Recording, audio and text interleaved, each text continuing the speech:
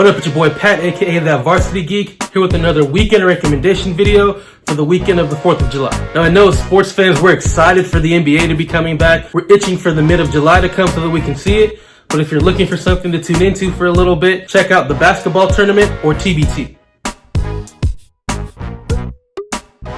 Now the TBT is an open application, single elimination tournament that happens every summer, usually with a $2 million prize, but that prize is going to be $1 million because of the pandemic and everything that's going on this year. It's broadcast on ESPN and you can watch the first set of games on Sunday, July 5th, starting at 2 p.m. Now the TBT was founded in 2014 and has been picking up steam every single year, with more and more players showing out, more and more interest in watching, and higher prize pools. The rules that they use are a modified version of the NCAA basketball rules, with a couple of changes here and there. The biggest being that they have an elim ending, which is the kind of ending that we saw in the NBA All-Star game this year, meaning that there's not going to be any ties or any overtime like that.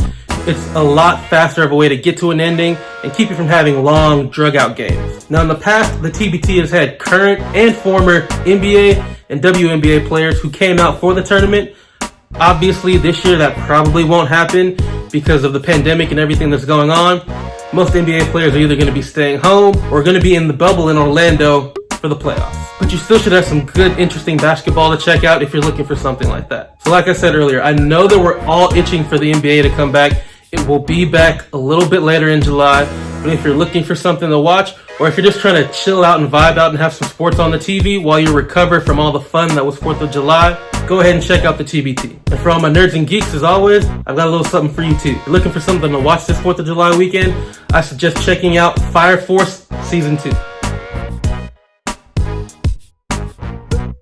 And I mean, with it being the 4th of July, fireworks and everything going on, it's kind of perfect that Fire Force Season 2 is actually coming out this weekend. So today, July 3rd, marks the beginning of Season 2 for Fire Force, which can be watched on Crunchyroll, Funimation, and other streaming sites and platforms. Fire Force is a supernatural action anime, based on a manga written by Atsushi Okubo. The plot revolves around a young man named Shinra, who is a new recruit into the Special 8th Division of the Fire Force. In this world, there's a problem with people sometimes going into spontaneous human combustion, and when that happens, they turn into fire monsters known as Infernos. And it's the job of the Fire Force to go put those Infernos to rest before they can hurt anybody. And the Special 8th Division, which Shinra is in, also has a secondary objective, which is to investigate the other 7 companies and search out any traitors or any people that are holding back the secret of spontaneous human combustion, because the Fire Force's goal is to get rid of that. If somebody's holding out on everybody else, they need to know. Now, during the show, you're going to find out a lot of different things about events that happened in the past,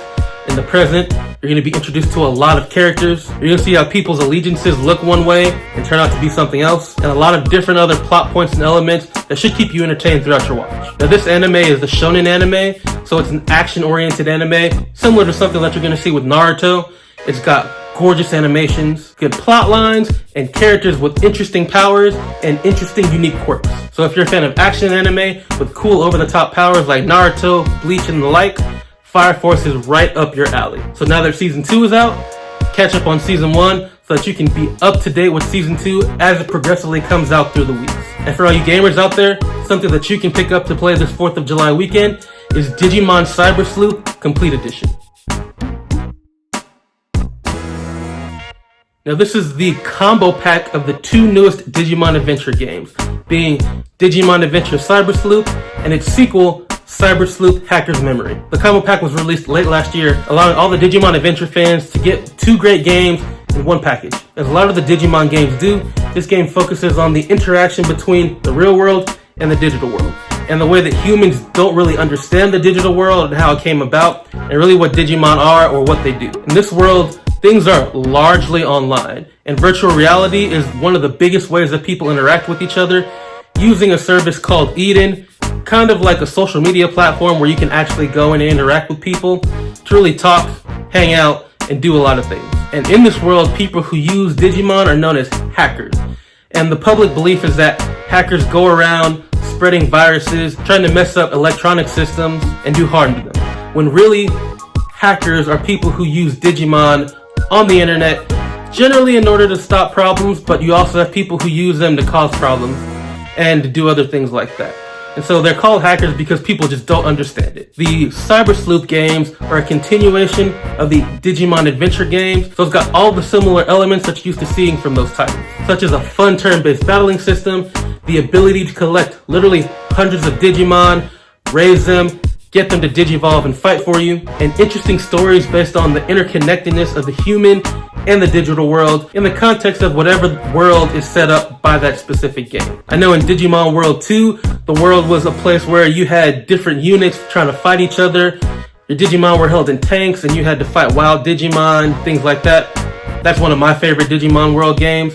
And this game is just a continuation of that series with a different world that they're dealing with, but all that same Digimon World fun. I know both of these games, and as a Digimon fan, I said that they are definitely must pick-ups. Now you can pick up the physical copy on Switch, whether it's through the Nintendo store or at your local game shop. But for all you computer master race people out there, you can also pick it up on Steam now for 40% off during Steam's summer sale. So whether you want to pick it up on Steam, physical copy on your Switch, or a digital copy on your Switch, it's definitely something that I advise every Digimon fan out there pick up. And so those are just my recommendations for you this weekend. I know it's 4th of July weekend. A lot of things are going on. You're probably not going to get to too much. But if you're looking for something to do and just chill out, relax either before or after your 4th of July plans, these are some things that you can look into. So let me know what you think. As always, let me know if there's anything going on next week or this week that I missed that you want me to put in the next video. Tell me your thoughts about Digimon, the Digimon games. What did you think of Fire Force Season 1? Are you itching for basketball to get back? Who do you think is going to win the championship? All kinds of things like that. So I've been Pat, that varsity geek. Peace out, have a good weekend, and happy 4th of July.